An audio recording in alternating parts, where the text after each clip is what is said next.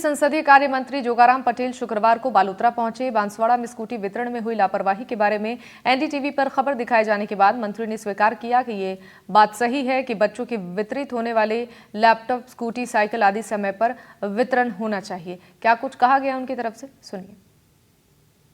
तो जोगाराम जी हमारे साथ मौजूद हैं। सर, किस प्रकार से, पहले तो आपको हरियाणा में जो बीजेपी का प्रदर्शन रहा है, क्योंकि एग्जिट पोल के उलट जो नतीजे हैं उसको लेकर बताएं।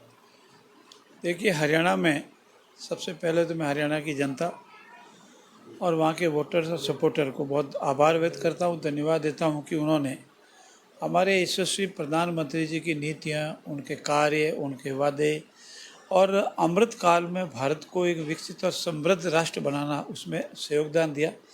और ये हरियाणा का जनादेश मोदी जी की नीतियों पर समर्थन है। मोदी जी की नीतियों पर जनता का पूरा आशीर्वाद है।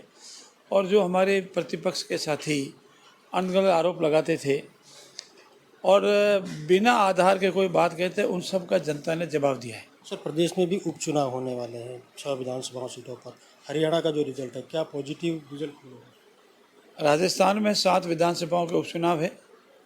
भारतीय जनता पार्टी चुनाव को लेकर के कभी चुनाव नहीं लड़ती है।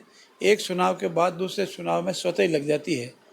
और हमारे जो 7 विधानसभाओं के चुनाव में, उसमें हमारा संगठन और सरकार दोनों ही लगी हुई है। और हरियाणा के चुनाव के आधार पर हो या हमारे द्वारा किए हुए कार्य हो, राजस्थान में पहली बार एक ऐतिहासिक बजट पेश हुआ है। बजट की क्रियान्विति के लिए हमने दूसरे दिन से कार्य प्रारंभ कर दिया है।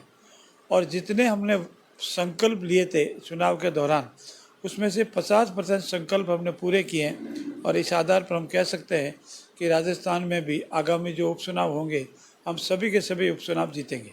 सर, प्रदेश की बात करें तो पूर्ववर्ती सरकार द्वारा जो कार्य किए गए, एक रिव्यू कमेटी गठित की गई है, कहाँ तक पहुँची है जांच? कितने कार्यों में लापरवाही बरती गई है? क्या रिपोर्ट करते हैं? जहाँ तक पूर्ववर्ती सरकार के कार्यकाल के 6 माह के, अंतिम कार्यकाल के 6 माह के अंदर निर्णय लिए गए, अनेक तरह की अनियमितता हुई, जिसकी अभी मैं आपको गिनती नहीं बता सकता, क्योंकि हमारी करीब 8-9 बैठकें हो चुकी है और बैठकें अभी जारी है।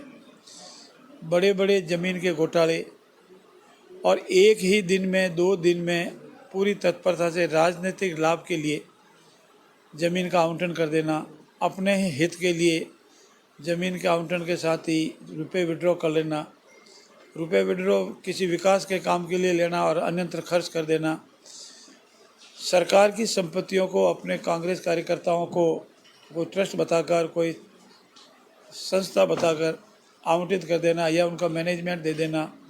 ऐसे अनेक विषय हैं जो उन्होंने अपने अंतिम कार्यकाल में राजनीतिक लाभ के लिए, राजनीतिक कलर देते हुए और आनंद फानंद में किए। उस सब की समीक्षा चल रही है और समीक्षा ऊपर सरकार को रिपोर्ट पेश करेंगे। सर, अंतिम सवाल है, जैसा कि एनडीटीवी ने एक रिपोर्ट पेश की है कि बांसवाड़ा में जो देवनारायण योजना है और जो कालीबाई योजना, उसके तहत जो स्कूटी वितरण होनी थी वो अब तक नहीं हो पाई है। कई हज़ारों स्कूटियाँ हैं वह जो कबाड़ बन चुकी है। तो ऐसे में सरकार का क्या स्टैंड है, क्योंकि छात्राओं को लाभ अभी तक नहीं मिल पाया? आपका कथन सही है। ये बच्चों को वितरण होने वाली जो राशि, चाहे लैपटॉप है, साइकिल है, स्कूटी है, ये समय पर वितरण होनी चाहिए। पर पूर्ववर्ती कांग्रेस सरकार के किए हुए कारनामे के कारण हम उसको अभी व्यवस्थित नहीं कर पाए। हम प्रयास करते हैं कि आने वाले 2 महीने के अंदर अंदर ये स्कूटी वितरण हो, लैपटॉप वितरण हो, साइकिल वितरण हो। इसका समाधान करके हम यथास्थान पर पहुंचाकर सभी प्रिंसिपल को निर्देश देंगे कि समय पर वितरित करें। जी बिल्कुल, ये थे मंत्री जोगाराम, जिनका साफ तौर पे कहना है कि आगामी 2 माह में है जो स्कूटी वितरण और जो भी लाभार्थी है उनको लाभ पहुंचाने की जल्द से जल्द कोशिश की जाएगी। अनिल वैष्णव, एनडीटीवी, बालोतरा।